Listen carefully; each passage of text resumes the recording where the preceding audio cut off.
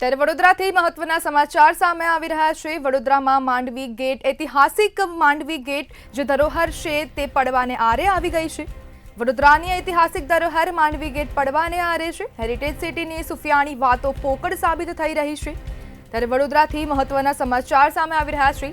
વાતો કરનાર તંત્ર હેરિટેજ માંડવી ગેટ સાચવવામાં નિષ્ફળ સાબિત થઈ છે।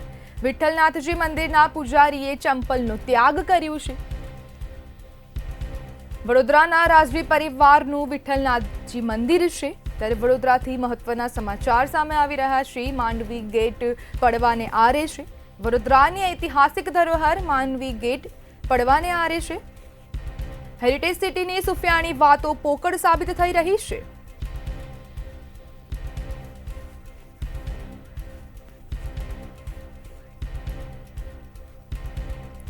વડોદરાથી સંવાદદાતા નિલેશ બ્રહ્મટ લાઈવ જોડાઈ ચૂક્યા છે। જી નિલેશ, જે ઐતિહાસિક ધરોહર છે જે પડવાને આરે આવી છે, શું કહેશો?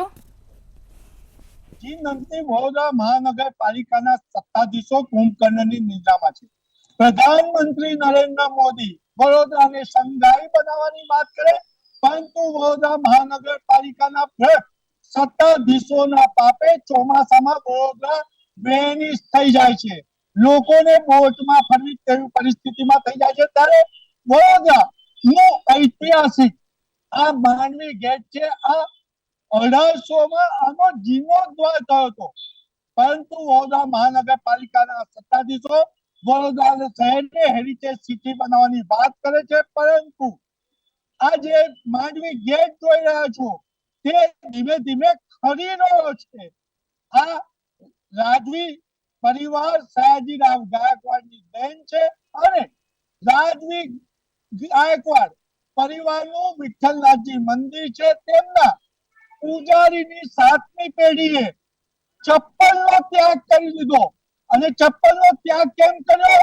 તો કે છે કે રાજા ભરતે રામની પાદુકાથી વહીવટ કર્યો હતો, એટલે રાજા ભરતે જેમ રામની પાદુકાથી શાસન કર્યું હતું, એટલે એમને પાદુકાનો ત્યાગ કર્યો છે। આપણે મહારાજને પૂછીશું, શું કહો છો? માંડવી ગેટ ખરી રહ્યો છે અને તમે પાદુકાનો ત્યાગ કર્યો છે। આ ખૂબ જ દુઃખ સાથે જણાવવું પડે છે કે વર્ષોથી 4 દરવાજાની ઐતિહાસિક ઇમારતોની જાળવણી માટે મીડિયાના માધ્યમથી સત્તાધીશોને અને મહાનગરપાલિકાના કમિશનરશ્રીને રજૂઆત કરતા હતા, પણ આજ દિન સુધી 4 દરવાજા કે ન્યાય મંદિરની તો કોઈ કામગીરી શરૂ થઈ નથી। પણ જાન્યુઆરી 2025માં જ્યારે માંડવી ટાવરમાં માઇનોર તિરાડો દેખાઈ ત્યારે મીડિયાના માધ્યમથી કમિશનરશ્રીને જણાવ્યું કે આ તિરાડો માઇનોર નથી, ભવિષ્યમાં આનાથી મોટો અકસ્માત થઈ શકે તેમ છે। તો 2 મહિના સુધી તો કોઈ કામગીરી ના કરી, પણ માર્ચ મહિનામાં આ ગડરો ઉભા કર્યા। ગડરો ઉભા કરવાને કારણે શું થયું કે જ્યાં તિરાડો નથી ત્યાં પણ તિરાડો ઊભી થઈ ગઈ, અને પરિણામે શું થયું કે જે પિલ્લરનું કામ કરવાનું હતું એ પિલ્લરનું કામ તો આજ દિન સુધી થયું નહીં, અને એ પિલ્લરનો અડધો ભાગ ત્રણે બાજુથી નીચેથી છૂટો પડી ગયો। એટલે કહેવાનો તાત્પર્ય એ છે કે જે વસ્તુ રિપેરિંગ બી થઈ શકતી હતી એ રિપેરિંગની જગ્યાએ હવે મોટો ખર્ચ માંગશે। એની સાથે આની ભયાનકતા હવે એટલી વધી ગઈ છે કે માંડવી 4 પિલ્લરોમાંથી એક પિલ્લર પાયામાંથી હાલી રહ્યો છે, તો ગમે ત્યારે કોઈક મોટો અકસ્માત થાય। આ માંડવી વિસ્તાર ગીચ વિસ્તાર છે, લાખો લોકોની અવર જવર છે, ધાર્મિક સ્થાન માતાજીનું આવેલું છે, લોકો આસ્થાથી દર્શન કરવા આવે છે। જો ના કરે ને નારાયણ કોઈ અકસ્માત થશે તો મહાનગરપાલિકા ઉપર આની મોટી જવાબદારી અને નામુસી આવે। આવું કઈ ના બને એટલા માટે અમે સતત મીડિયાના માધ્યમથી પ્રશાસનને જગાડવાનું કાર્ય કરે છે, પણ આજ દિન સુધી પ્રશાસને જાગવાનું તો કોઈ કામ ના કર્યું, પણ લોકો ના જોઈ શકે એટલા માટે પાછા પડદા લગાવી દીધા કે મીડિયા કોઈ વસ્તુ બતાવી ના શકે અને લોકો કશું જોઈ ના શકે। તો મહાનગરપાલિકાના કમિશનરશ્રીને અમારી એ રજૂઆત છે કે અમે તમારા સહયોગી છે, મિત્ર છીએ, વડોદરાના જાગૃત નાગરિક છે, તમારા કોઈ વિરોધી નથી। વડોદરાના હિતમાં ઐતિહાસિક ઇમારત જળવાય એની અમે વેદના રજૂ કરીએ છીએ। આટલા વખતથી ઘણા આવેદનો પત્ર આપ્યા, ઘણા બધા ઇન્ટરવ્યુ આપ્યા, પણ આજ દિન સુધી એ લોકોએ કોઈ જ કાર્ય ના કર્યું। એટલે એક બ્રાહ્મણ છું, મંદિર પરિવારથી છું, હું કોઈ રાજનેતા નથી, તો મેં બ્રાહ્મણ તરીકે મેં મારા પોતાના ચંપલ પહેરવાનો ત્યાગ કર્યો છે. કેમ? તો પ્રજાના હિત માટે, ઐતિહાસિક ઇમારતોની જાળવણી માટે મહાનગરપાલિકાના કમિશનરની આંખો ખુલે અને આપણા સત્તામાં બેઠેલા નેતાઓની આંખો ખુલે કે પ્રજાના હિતમાં ઐતિહાસિક ઇમારતોની જાળવણી કરે. એટલે પૂજારીની સાથે સાથે સામાજિક કાર્યકર અતુલ ગામેચીએ પણ હવે આ ચપ્પલોનો ત્યાગ કર્યો છે. એમને પૂછ્યું પૂજારીએ ચપ્પલનો ત્યાગ કર્યો, તમે ચપ્પલનો ત્યાગ કર્યો. ચપ્પલનો ત્યાગ કરવાથી શું મહાનગરપાલિકામાં રામ શાસન આવી જશે? જે રીતના વડોદરા શહેરમાં 30 વર્ષથી ભારતીય જનતા પાર્ટીનું શાસન, રામ રાજ્યનું શાસન, હિન્દુત્વનું શાસન, અને 30 વર્ષમાં જે માન્ય પ્રધાનમંત્રી કહી રહ્યા છે કે ઐતિહાસિક ઇમારતો જાળવવાનો પ્રયાસ કરો, ત્યારે વડોદરા મહાનગરપાલિકા ઇમારતો જાળવતા નથી. બીજી બાજુ જોવા જઈએ તો પોતાનો દીકરો ક્યાંક દારૂ પીધેલી હાલતમાં પકડાય તો આખું પોલીસ સ્ટેશન ગજવી નાખે છે. તો એમણે કોર્પોરેશનને ગજવવું પડે અને ઐતિહાસિક ઇમારત બચાય તેવા પ્રયાસ કરવો જોઈએ. બીજી બાજુ જોઈએ તો વડોદરા મહાનગરપાલિકા એક ભ્રષ્ટાચારી નગરી બની ગઈ છે. 80 mm ના પેવર બ્લોક બદલીને 60 mm ના પેવર બ્લોક નાખવામાં આવે છે. એટલે ક્યાંક ભ્રષ્ટાચાર ચાલી રહ્યો છે. હાલમાં જોવા જઈએ તો વડોદરા શહેરમાં 30 વર્ષથી ભારતીય જનતા પાર્ટીનું શાસન છે.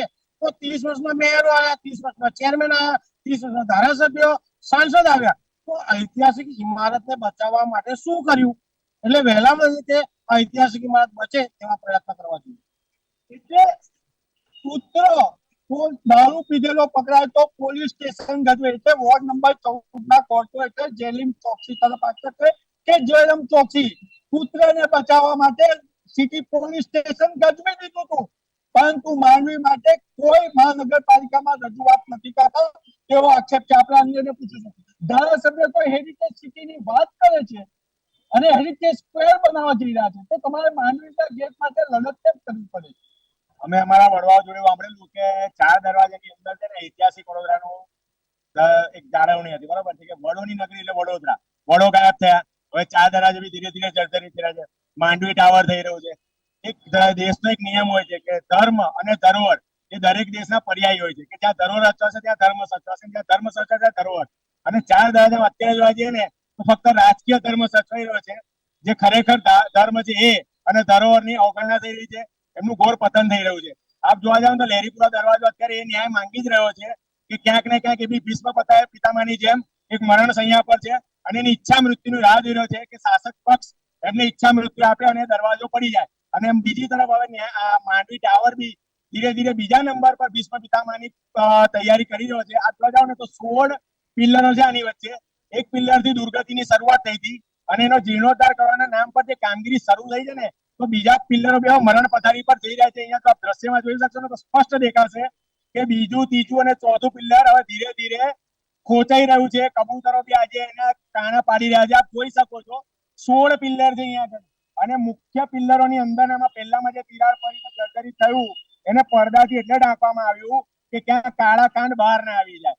આ જગ્યા પર સુંદરકાંડ થયેલું છે, પણ ખબર નહીં કે સુંદરકાંડ થી પણ લોકો અને રાજકીય લોકો કેમ જાગૃત. સુંદરકાંડનો એક અધ્યાયમાં સ્પષ્ટ કહેવામાં આવ્યું છે કે ધર્મ શું છે અને ધરોહર શું છે, પણ રાજકીય નેતાઓને સુંદરકાંડમાં પોતાના કાંડો છુપાવી દેવાનો એક આશય હોય ને એવું લાગી રહ્યું છે અમને. એટલે પૂજારીએ ચપ્પલનો ત્યાગ કર્યો કારણ કે ભારતે રામની પાદુકાથી શાસન કર્યું હતું, પરંતુ આ શાસન કરતા તો કેવા છે, મારું શું નહીં તો મારે શું, એમને આર્થિક ફાયદો થાય તેવા જ કામગીરી કરાવે છે.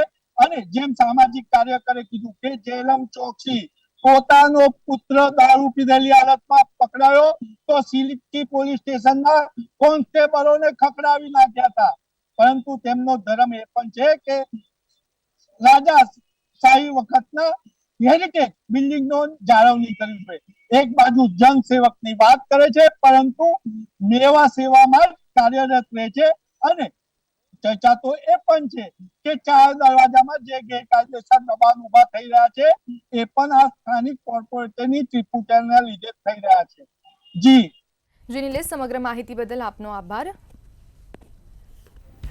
ત્યારે વડોદરાની ઐતિહાસિક ધરોહર માંડવી ગેટ પડવાને આરે પહોંચ્યું છે, ત્યારે તંત્રની કામગીરી પર અનેક સવાલો ઊભા થઈ રહ્યા છે. હેરિટેજ સિટીની સુફિયાણી વાતો પોકળ સાબિત થઈ રહી છે.